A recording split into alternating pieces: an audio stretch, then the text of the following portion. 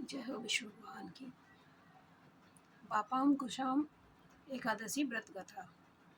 कहा जाता है कि पापाम कुशा एकादशी व्रत के दिन श्री हरि विष्णु की आराधना करने और व्रत कथा सुनने से व्यक्ति द्वारा किए गए पापों का नाश होता है।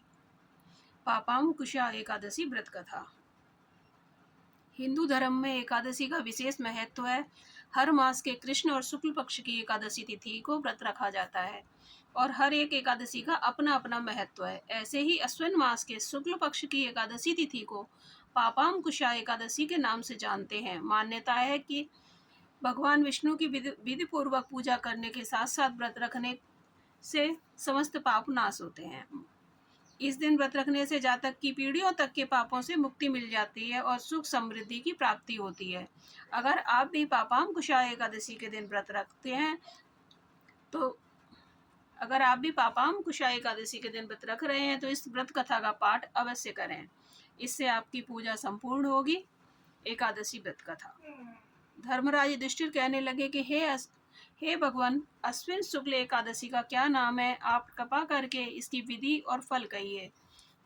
श्री कृष्ण जी कहने लगे कि हे युधिष्ठिर, पापों का नाश करने वाली एकादशी का नाम पापाम कुशा एकादशी है। हे राजन, इस दिन मनुष्य को विधि पूर्वक विष्णु जी की पूजा करनी चाहिए।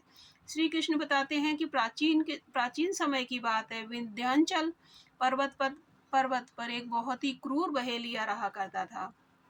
उसका नाम क्रोधन था।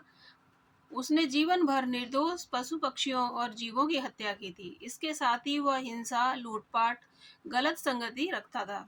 लेकिन उसे अपनी मौत से बहुत डर लगता था। बुरे कर्मों में जीवन व्यतीत करने की वजह से जब उसका अंत समय आया तो यमराज के अति भयानक दूत उसे अपने साथ नरक ले जाने के लिए आ गए। जब उसे दूत दिखने शुरू हो गए तो वो समझ गया कि अब उसका अंत करीब आ गया है।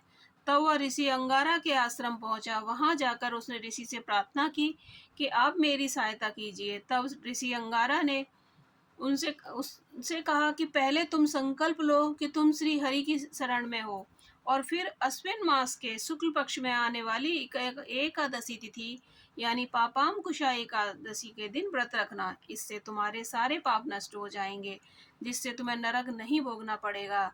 ऋषि के कहने पर क्रोधन ने इस विधि से व्रत किया। इस व्रत के प्रभाव से उसे यमराज के दूतों से मुक्ति मिली और श्री हरि की शरण प्राप्त हुई। तब से ही पापाम कुशा एकादशी का व्रत किया जाने लगा।